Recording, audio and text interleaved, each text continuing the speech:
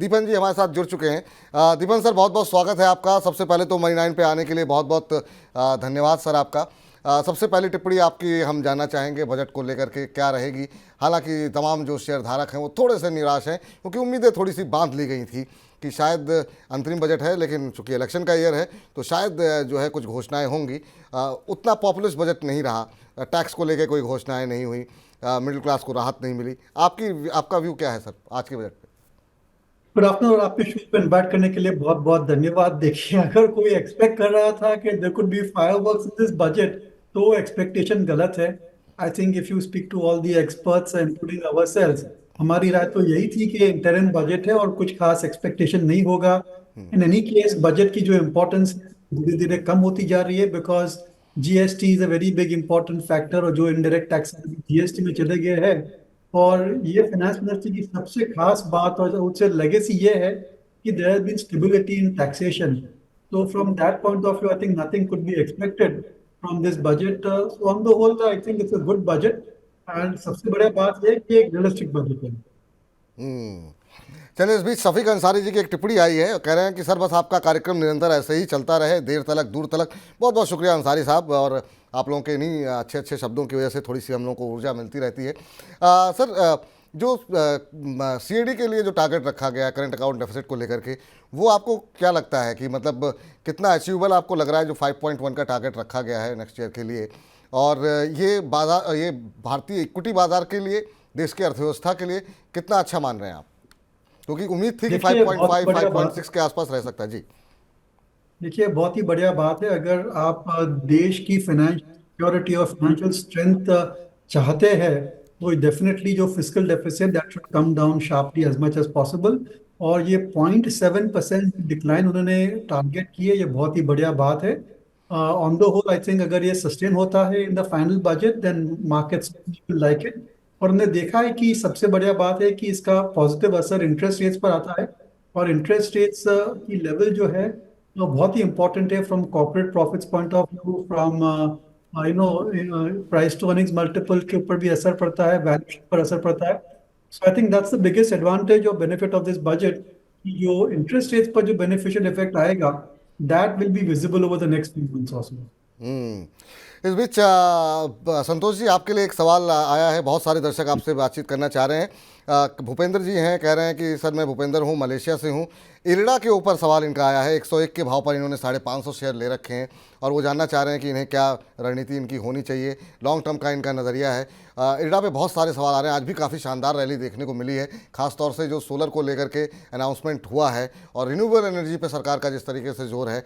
आपकी राय क्या होगी सर? काफ़ी महंगा हो चुका है, 32 रुपये से चलते चलते 190 तक आ गया। अभी क्या करना चाहिए संतोष जी? देखिए जैसा मार्केट में मोमेंटम है आप उसे होल्ड कर सकते हैं, लेकिन इस चीज़ को हमेशा ध्यान रखें कि जिस चीज़ को भी आप होल्ड कर रहे हैं वो कितना महंगा या सस्ता है। तो डेफिनेटली कंपनी के स्टॉक प्राइस जो है अंडर वैल्यूएशन चल रहे हैं, क्योंकि मार्केट में पॉजिटिविटी काफ़ी है। जो करंट गवर्नमेंट है उसके आने के काफ़ी आसार हैं, और पॉलिसी कंटिन्यूटी के कारण लग रहा है कि काम अच्छा होगा। और इस सरकार ने इस बजट में भी जो रूफटॉप पे जो सोलर पैनल की बात कही है, जिससे कि जी। तकरीबन 15,000 से 18,000 रुपए सालाना शायद बचेंगे लोगों के। तो उस चीज पर जो है ये कंपनी उस पर फाइनेंस करती है, रिन्यूएबल एनर्जी पे फाइनेंस करती है। तो इनके काम डेफिनेटली बढ़ेंगे। लेकिन मुझे लगता है कि आपको बैकफुट पे रहना चाहिए, कहीं ना कहीं स्टॉप लॉस जरूर बना लें। मुझे लगता जी। है 173 के करीब का एक stop loss by closing basis बना के रह सकते हैं। फंडामेंटली थोड़ा महंगा दिख रहा है, अर्निंग्स के अहेड ऑफ अर्निंग्स स्टॉक चल चुके हैं। जी। चलिए, तो दीपक सर आपके पास आना चाहेंगे सर। और अभी के लिए सर, इस बजट को ध्यान में रखते हुए इक्विटी मार्केट को लेकर के अगले, अगर हम 2 4 6 महीने या 1 साल का व्यू देखें, तो आप कैसे देख रहे हैं सर? और ख़ास तौर से तब जबकि बहुत लोगों को वैल्यूएशन थोड़ी सी महंगी लग रही है, और हम देख रहे हैं कि जब जब एफआईज की तरफ से बिकवाली हो रही है, हमारे जो घरेलू निवेशक हैं वो बाज़ार को थाम लेते हैं। बाज़ार में उस तरीके का करेक्शन नहीं आ रहा है, बाज़ार गिरता है, 2 3 दिन बाद फिर हम देख रहे हैं कि उन्हीं लेवल्स पे आके खड़ा हो जाता है। तो ये अभी अगले इन लेवल्स पे अगले 6 महीने साल भर के नज़रिए के लिहाज से आप क्या व्यू ले रहे हैं सर इस समय? देखिए, मेरे राय में हम कॉशियस रहना चाहेंगे। वैल्यूएशन बहुत ही रिच है और काफ़ी लेवल पर है। जी। तो अभी सर क्या बाजार के अंदर थोड़ा कॉशियस अप्रोच के साथ ही पोजीशन बनानी चाहिए सर? हाँ बिल्कुल, I think you should be bit cautious in the market. और वैल्यूएशंस बहुत ही ज़्यादा है, और जो अर्निंग सीजन चल रही है वो थोड़ी बहुत डिसअपॉइंटिंग है। अच्छी अच्छी कंपनियां are giving slightly disappointing numbers. Good quality companies could be temporary, लेकिन मेरे ख्याल से थोड़ा सावधान हो जाना चाहिए और कैश क्रिएट करना चाहिए पोर्टफोलियो में। जी। सर कल का जो इंसिडेंट रहा सर, वो लोगों को काफ़ी शॉकिंग रहा, जो आरबीआई की तरफ से एक्शन लिया गया है पेटीएम को लेकर के। ओवरऑल फिनटेक कंपनियों पे क्या आपको लगता है कि अगर, क्योंकि उसके बाद से हमने देखा बहुत सारे इंटरनेशनल ब्रोकरेज हाउसेस की रिकमेंडेशंस आने लगी, लोगों ने जो है लक्ष्य घटा दिए, अगर इन्वेस्टमेंट घटता है फिनटेक पेटीएम को लेकर के, तो मैं ओवरऑल इस सेक्टर पर बात आपसे करना चाहूँगा। बहुत सारी फिनटेक कंपनियाँ आ रही हैं, स्टार्टअप्स आ रहे हैं आगे आने वाले समय, ये कितना बड़ा झटका हो सकता है कि एक तरीके से कामकाज को ही जो है वो रोक दिया गया है, ये कितनी मुश्किलें खड़ी कर सकता है कंपनी के लिए और ओवरऑल सेक्टर के लिए, ये कितना शॉकिंग खबर आपके लिए है? देखिए, सेक्टर पर कुछ खास असर नहीं पड़ेगा, because each company is different और उनके सिस्टम्स, उनकी जो मेथड ऑफ वर्किंग अलग अलग रहती है। लेकिन ये पेटीएम के लिए बहुत ही I would say very disappointing from minority shareholder point of view, क्योंकि ऐसी रेगुलेटरी एक्शन मैंने कभी देखी नहीं है। और अगर ऐसी रेगुलेटरी एक्शन आती है तो definitely it shows on the corporate governance standards of the company and the quality of the regulatory and the compliance team of the company.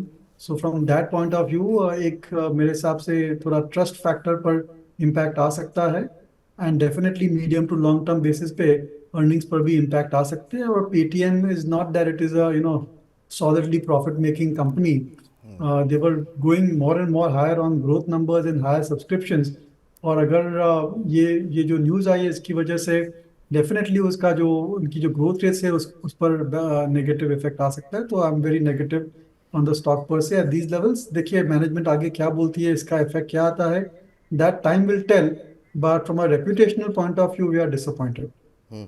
अभी सर एक फिनटेक कंपनी से भी थोड़ी देर पहले बात हुई, तो उनका ये कहना था कि इस समय वैसे भी इन्वेस्टमेंट थोड़ा सा ड्राई चल रहा है, और ऐसे में इस तरह की अगर खबर आती है तो ये बाकी कंपनियों के लिए भी झटका हो सकता है कि लोग साथ ट्रस्ट करना जो है इस सेक्टर पर, क्योंकि अभी अभी इस सेक्टर को बहुत ज़्यादा पैसे की आवश्यकता है, नए नए लोग जो आ रहे हैं। तो इसको लेकर के मैं आपसे थोड़ी सी टिप्पणी जानना चाहता हूँ। खुद पेटीएम की तरफ से जो कमेंट्री आई कि 300 से 500 करोड़ रुपए तक का उनका कहना ये है कि इससे नुकसान जो है बिट्टा पर देखने को मिल सकता है। तो ये क्या वाकई में बाकी कंपनियों के लिए भी कुछ झटका हो सकता है कि आगे किस तरीके से वो कामकाज करेंगे, किस बात को लेकर के उनके एकदम से जिस तरीके से रोक लगा दी गई सभी तरह के ट्रांजैक्शन पर, वॉलेट में भी पैसे नहीं रख सकते हैं, फास्टैग यूज़ नहीं कर सकते, ग्राहकों के बहुत सारे फ़ोन मैसेज आ रहे हैं हमारे पास कि क्या हम पेटीएम को क्या करें, अब हमारे पास हम पेटीएम का इस्तेमाल करते हैं। तो ये थोड़ा सा ग्राहक और कस्टमर सबके लिए और साथ साथ इंडस्ट्री, ये सब में थोड़ा सा एक पैनिक का माहौल देखने को मिल रहा है सर। जी हाँ, यही तो वजह है कि थोड़ा व्यू नेगेटिव, थोड़ा नहीं बहुत ज्यादा व्यू नेगेटिव हो गया है पेटीएम पर। और फिर ऐसी ऐसी खबरें अच्छी नहीं रहती है, और इट शोज द क्वालिटी, मैंने आप अगर इतना इतना बड़ा बिजनेस कर रहे हैं, why can not comply with RBI, और ये अभी की बात नहीं है, आरबीआई ने कई सारी ऑडिट्स किए हैं, they have appointed external auditor, और इसके बाद ये इन्होंने इतना सिवियर एक्शन लिया है। तो ये जो पूरा ट्रस्ट पर है ना, वो उस पर असर आ जाता है। और फाइनेंशियल सर्विसेज बिजनेस में ट्रस्ट बहुत ही इंपॉर्टेंट रहती है। ट्रस्ट और ब्रांड अगर आपका इफेक्ट आता है तो डेफिनेटली फ्यूचर में लोग आपको बिलीव नहीं करेंगे, आपके साथ पैसा नहीं रखेंगे। मेरे पास फास्ट टैग है, मेरे पास भी वॉलेट में पैसे है, और मेरे को and I will have to certainly move that out. तो जब भी फिर से उनको परमिशन मिल जाएगी, you think a customer like me will want to come back to Paytm? I am not so sure. So, these are the things which, are going to certainly impact the sentiment in the stock for a long, long time. And I'd be a bit cautious, and, hope for the best. But definitely, अगर आप invest करो तो आपको corrective action लेना चाहिए। Sir आज के budget में हमने देखा कि रेलवे को लेकर के काफ़ी सारी बातें कही गई हैं, और रेलवे शेयरों में हमने देखा है कि काफ़ी अच्छा मूव ऑलरेडी आ चुका है। भविष्य को लेकर के सर रेलवे क्षेत्र को लेकर के आपकी क्या संभावनाएं हैं, क्योंकि अभी बुलेट ट्रेन पे कामकाज चल रहा है, 40 वंदे भारत जो है कोचेस जो हैं वो बदले जाएंगे, उनको वंदे भारत के में तब्दील किया जाएगा 40 ट्रेनों के अंदर। तो ये जो नया डेवलपमेंट हो रहा है, जिस तरीके का इन्वेस्टमेंट हो रहा है, इस सेक्टर को लेकर के क्या उम्मीदें आपकी हैं? क्या अभी मौजूदा लेवल्स पे भी कंफर्टेबल लोगों को होना चाहिए फ्रेश एंट्री के लिए, अगर लॉन्ग टर्म का व्यू है, या फिर थोड़ा सा वेट करना चाहिए अभी? देखिए, जैसे मैंने कहा, हमारा व्यू नेगेटिव है मार्केट्स में। सो इसकी keeping that in mind, we like to avoid railway stocks also. Valuations वहाँ पर भी काफ़ी रिच है, they are very expensive at this point of time. No doubt visibility अच्छी है गवर्नमेंट की स्पेंडिंग की वजह से, they have a long runway for growth. पर हर चीज एक सही वैल्यूएशन पर खरीदेंगे तो ही आपको अच्छे रिटर्न मिलेंगे। और अच्छी कंपनियां भी जिनके जिसके ग्रोथ प्रोस्पेक्ट्स अच्छे हैं, उनमें आप एक बहुत ही ज्यादा वैल्यूएशन मल्टीपल पे खरीदेंगे तो you will not get the right returns. So I like just like to wait and watch. और करेक्शन में you could look at buying railway stocks. और ये जो स्टॉक्स है, इनमें इतनी ज़्यादा लिक्विडिटी रहती नहीं है। और 15-20% का correction in months time, 2 months time is not unheard of. जी। सर आज के आपने कहा कि बाजार को लेकर के आपका व्यू नेगेटिव है। निश्चित रूप से बाकी लोग, बहुत सारे लोगों का मानना ये है कि वैल्यूएशन थोड़ी सी महंगे हो गए हैं, थोड़ा नीचे आना चाहिए बाजार। लेकिन जिस तरीके का उत्साह हम देख रहे हैं एसआईपी के ज़रिए आ रहा है, ऐसे में सर अच्छे लेवल्स मिल कहाँ रहे हैं? तो कैसे, मतलब क्या बड़ी वजह, अगला बड़ा ट्रिगर आपके लिए, बाजार के लिए क्या हो सकता है जहाँ पर हम देखें कि अच्छे वैल्यूएशन पे जो है बाजार आता हुआ दिखाई दे, ताकि जो है फिर से लोग एंट्री कर सकें? बड़ा ट्रिगर कोई आसपास दिखाई दे रहा है आपको? नहीं, देखिए, कोई ट्रिगर नहीं दिख रहा है, लेकिन इंडिविजुअल स्टॉक्स में करेक्शन हो सकती है। आप इंडेक्स पे नजर रखेंगे, index Reliance industries, Larsen Toubro, HDFC bank और 15-20 जो बड़ी कंपनियां हैं, इनमें आप ज्यादातर गिरावट नहीं देखेंगे। लेकिन mid cap stock, small cap stock, जहां पर थोड़ी बहुत डिसअपॉइंटमेंट आ रही है, you could definitely see corrections over there. जैसे हमने देखा कि प्राइवेट सेक्टर बैंक्स में, right from IndusInd bank, IDFC first bank, फिर NBFC like Bajaj finance, Cholamandalam, these were I think investor favourites. और वहां पर पोस्ट रिजल्ट हमने करेक्शन देखा है। That is true for across the board. I think you will see this trend play out. तो may be आपको index level पर correction नहीं दिखेगी, बट इंडिविजुअल स्टॉक लेवल पर 15-20% correction certainly is possible. And those are I think the sectors that one should be targeting. जैसे आपने Jubilant foodwork का numbers देख लीजिए।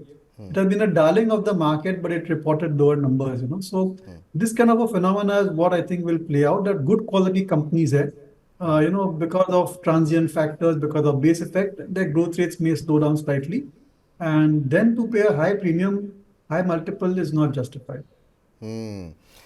सर एक सेक्टर जिसके बारे में आज काफ़ी चर्चा चल रही है और इस सुस्त बाज़ार में भी जो सेक्टर चल रहा है, वो है पीएसयू बैंक।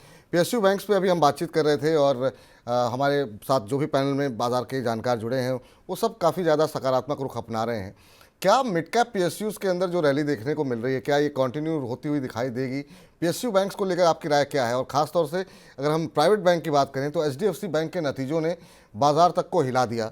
क्या अगर हमको बैंकों को चुनना हो तो क्या सिर्फ पीएसयू में ही जाना चाहिए, या निजी क्षेत्र के बैंक भी आपको आकर्षक लग रहे हैं? देखिए, I would not like to encourage buying any banks at this point of time, क्योंकि नतीजे डेफिनेटली बहुत ही डिसअपॉइंटिंग रहे हैं। Pre provisioning profit across the sector, across the industry has been affected. Pre provisioning मतलब before the provisions for bad debts. और bad debt की provision कम होने की वजह से we are seeing growth in earnings per share, but that can not sustain for ever. So I think that it's time to be a bit cautious in across the board, including banks, and just wait and watch. ऐसा नहीं है कि आपको हर रोज, हर महीने, हर quarter आपको निवेश करना है। हाँ, SIP चालू रखिए, लेकिन you cannot be having a good idea every single day or every single month. It is better to just stay away and just relax, not do anything aggressive in the market. इस market पर आप कुछ भी करेंगे तो बाद में शायद पछताएंगे आप। सर अभी के लिहाज से अगर मौजूदा स्तर के हिसाब से देखें, किन लेवल्स पे आपको जो है लगता है कि कंफर्टेबल होगा बाज़ार, जहाँ पे आप एंट्री करने की सलाह देंगे? और अगर बाज़ार नीचे आता है तो आपके पसंदीदा सेक्टर्स कौन से हैं जो आपको लगता है कि अगली लीड जो है वो कहाँ से आने वाली है? देखिए, मेरी राय में आई थिंक इस साल में definitely the markets will test the 200-day moving average. और आज की तारीख में 200 moving average is around the 19,000 level of the Nifty. So we could expect that kind of a correction. ठीक। और सेक्टर कौन से होंगे सर जो आपको लगता है कि अगर इन लेवल्स पे आता है बाज़ार, तो कौन से सेक्टर्स जो है बाज़ार को लीड कर सकते हैं? कहाँ पे आपको थोड़ा सा आकर्षण दिखाई दे रहे हैं, किस सेक्टर से? ये देखिए, जब भी मार्केट करेक्शन जोन में होता है, थोड़ी बेरिश ट्रेंड्स चल रही है, तो we always prefer to go for consumption stocks in hospitality, entertainment, retail. I think these are the stocks which are most attractive. और अगर आप इनको आप बेयर मार्केट्स में खरीदते हैं then definitely in bull markets do exceedingly well. जी, बहुत बहुत शुक्रिया सर, बहुत बहुत धन्यवाद बजट के दिन हमारे साथ जुड़ने के लिए, अपना महत्वपूर्ण समय देने के लिए बहुत बहुत शुक्रिया आपका।